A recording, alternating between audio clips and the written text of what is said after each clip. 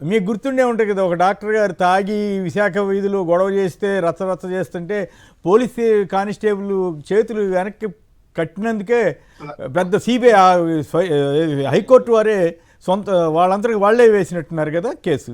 ఏది CBI enquiry. TDP నాయకులు వేశారు దాన్ని, ప్రజా ప్రయోజనాల వ్యాజ్యం లాగేస్తే దాన్ని వెంటనే సిబిఐకి ఇవ్వాలని అడావుడి టైం బాండ్ కూడా పెట్టారు. అదేమైందో తెలియదు కానీ బట్ అటువంటి చిన్న కేసులోనే వేశారు కాబట్టి మరి దీంట్లో ఏం చేస్తారన్నది పాయింట్.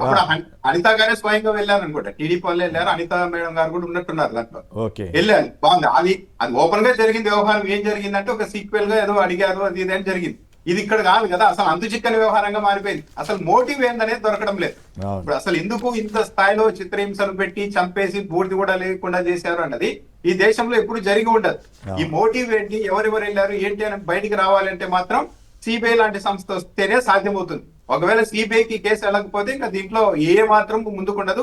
ఒక కొద్ది రోజుల తర్వాత నాగరాజు గారికి బెయిల్ వచ్చి ఆయన బయటకు వచ్చినా కూడా మళ్ళా పోస్టింగ్ లోకి వచ్చినా ఆశ్చర్యం లేదు. ఎందుకంటే 2 ఏళ్లుగా ప్రభుత్వ విధానాలు చూస్తూ ఉంటే ప్రతి దాన్ని కళ్ళ ముందే అన్యాయం జరిగిందన్నా సరే అది అన్యాయం కాదు, న్యాయమే అని చెప్పి ముందుకెళ్లే పరిస్థితులు ఉన్నప్పుడు ఈ కేసు సిబిఐకి ఈరోజు ఏబిఎస్ కార్పస్ పిటిషన్ మీద కూడా క్లోజ్ చేస్తారనుకున్నారు. కానీ ఆమె సిబిఐకి అప్పగించాలని పిటిషన్ వేశారు కాబట్టి ఏ నిర్ణయం తీసుకుంటారనే చూడాలి. కోర్టులు అయితే ఎక్కువ అవకాశాలు ఇవ్వడానికే ఉంటుంది. మరి ఇవ్వకపోతే మరి న్యాయమూర్తులు ఎలా ఆలోచించారన్న దాన్ని బట్టి తర్వాత ఉంటుంది. సిబిఐకి అయితే వెళ్ళాల్సిన అవసరం ఉంది. రైట్. వెంకటరెడ్డి గారు మీరు చెప్పండి. బాధిత కుటుంబ సభ్యుల ద్వారా కేసు ఉపసంహరణకు పచ్చనేత తీవ్ర ప్రయత్నాలు చేస్తానని రాశారు, మీకేమనిపిస్తుంది?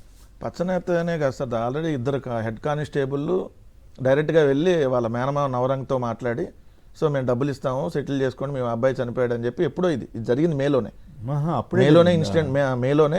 మే ఎండింగ్ ఆ టైంలో ఆయన దగ్గరికి వెళ్ళారు. ఏమో June 2 ప్రెస్ మీట్ పెట్టింది, ఎవరైతే వాళ్ళ తల్లి బార్ అసోసియేషన్ సంబంధించిన మానవ హక్కుల కమిటీ వాళ్ళతో కలిసి న్యాయవాదులతో. సో అంతకుముందే ఆల్రెడీ సెటిల్మెంట్ కోసం సిఐ పంపించాడు. అదొకటి. రెండోది ఏంది, మళ్ళీ 2 జనసేన నేతకు సంబంధించి అమ్మిశెట్టి వాసు ఎవరైతే ఉన్నారో అతను జనసేన, ఇప్పుడు ఈ మేనమావ నవరంగ్ ఎవరైతే ఉన్నాడో అతను జనసేన.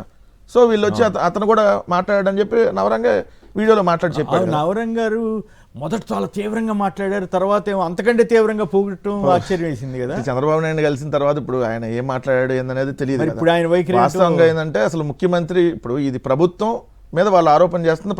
ప్రభుత్వంలో ఉన్నటువంటి అధికారులే శవాన్ని మాయం చేసి బూడిద మాయం చేస్తే ముఖ్యమంత్రి అసలు వాళ్ళ దగ్గర పిలిపించుకోకూడదంట.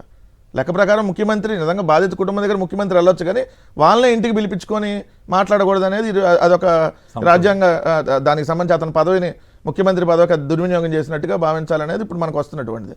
రెండో అంశం క్లియర్గా సార్, ఇప్పుడు ఆమె అడుగుతున్న CBI enquiry, not CBN enquiry. CBI enquiry అడుగుతున్నారు.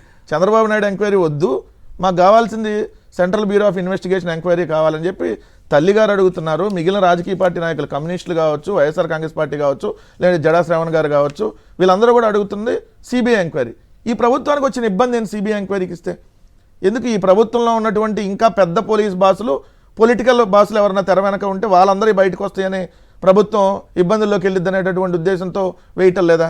మీకు చూడండి, ఏ అడిగినా ఎంక్వైరీ వాళ్ళు లేరు. ఇప్పుడు డిఎస్సి ఎంక్వైరీ అడిగాం సిబిఐకి, నిజంగా నారా లోకేష్ కానీ లేదంటే శాప్ చైర్మన్ రవినాయుడు కానీ వీళ్ళ హస్తం దాంట్లో లేకపోతే ఎస్ మేము ఆ తప్పేం లేదు, సిబిఐ వచ్చి ఎంక్వైరీ చేసుకోండి, ఇక్కడ జరగలేదని ఎందుకు చెప్పట్లేదు?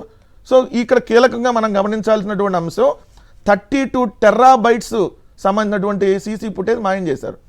32 టెరాబైట్స్, అది కూడా సంవత్సరం పాటు సీసీ ఫుటేజ్. మొత్తం 4 హార్డ్ డిస్క్లు అంట. ఒక హార్డ్ డిస్క్ లో 8 టెరా, దాని మీద పెట్టలేదు. ఎట్లా మాయమైంది అన్నది. ఇంకొకటి ఏం తెలుసా, హోంశాఖ ఇప్పటి వరకు లాకప్ డెత్ అని ప్రకటించలా. ఇప్పుడు లాకప్ డెత్ అనేది ఎవరు చెప్పారు? ఎవరైతే రిమాండ్ రిపోర్ట్ లో ఏదైతే ప్రభుత్వానికి సంబంధించినటువంటి ఎంక్వైరీ వాళ్ళు చెప్పారు.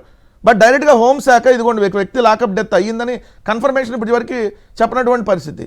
3 ఇక్కడ మనం కీలకంగా పోలీస్ బాస్ సిపి రాజశేఖర్ బాబుకి తెలిసే జరిగిందని చెప్పి అందరూ ఆరోపిస్తూ ఉంటే అదే సిపిగా అతను కొనసాగుతూ విచారణ జరుగుతుంది. రెండోది, అదే కానిస్టేబుల్ అక్కడే దీంట్లో ఉన్నారు, విధుల్లో ఉన్నారు. అదే ఎస్ఐలు అక్కడే విధుల్లో ఉన్నారు స్టేషన్లో. ఎవరైతే తప్పించుకొని తిరుగుతున్నారో ఒక 2 హెడ్ కానిస్టేబుల్ తప్ప మిగిలిన ఎవరిని కూడా అక్కడి నుంచి వాళ్ళు విఆర్లు పంపించడం కానీ ఏం చేయలేదు. మరి ఇంకా ఎట్లా దర్యాప్తు జరిగిద్ది? 2 క్రాంతి కుమార్ అనే అతను ఎవరైతే ఎంఆర్పిఎస్కి సంబంధించినటువంటి నాయకుడు ఇంత సెల్ఫీ వీడియో పెట్టి సూసైడ్ చేసుకున్నాడు కదా ఇతని వల్ల అని, ఆ సీసీ ఫుటేజ్ ఉండుంటే సంవత్సరం పాటు సీసీ ఫుటేజ్ దాన్ని కూడా మనకి ఈ రోజు ఎంక్వైరీ కూడా బయటకు వచ్చేది కదా. అంటే ఇలాంటి కేసులు ఎన్ని మాయం చేసి ఉంటారు అవును సార్. ఇప్పుడు ఇప్పుడు వాళ్ళు ఎక్కడి నుంచి డేటా డిలీట్ చేస్తుంటే పైన అధికారులు తెలిసిపోయింది సీసీ ఫుటేజ్ డిలీట్ చేస్తుంటే, మరి తెలిసినా ఎందుకు వదిలేశారు?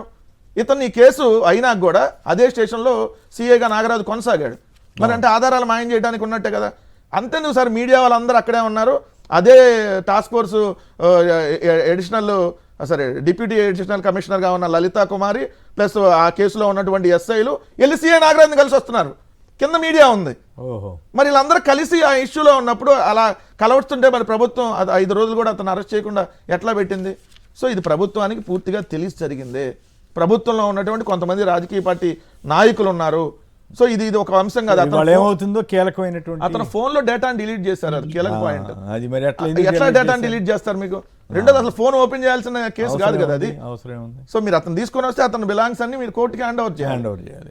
డైరెక్ట్ గా అతను ఫోన్ చూసి తర్వాత దాంట్లో ఇతరత్ర విషయాలు ఏం లేవని చెప్పి చెక్ చేసుకొని డిలీట్ చేసామంటే సో ఇదంతా డిలీట్ చేయాల్సిన అవసరం వాళ్ళకి బాధ్యత డిలీట్ చేయాల్సిన అవసరం ఉంది. ఇప్పుడు క్లియర్ గా ఇది ప్రభుత్వంలో ఏదో పెద్ద కీలకమైనటువంటి అంశం ఉంది. సో ఏదో కొద్దిగా రాజకీయ పార్టీ నాయకులకు సంబంధించిన అంశాలు కూడా దాంట్లో ఉన్నాయని వస్తున్నాయి కాబట్టి సో అందుకని అతను చంపేశారనేది క్లియర్.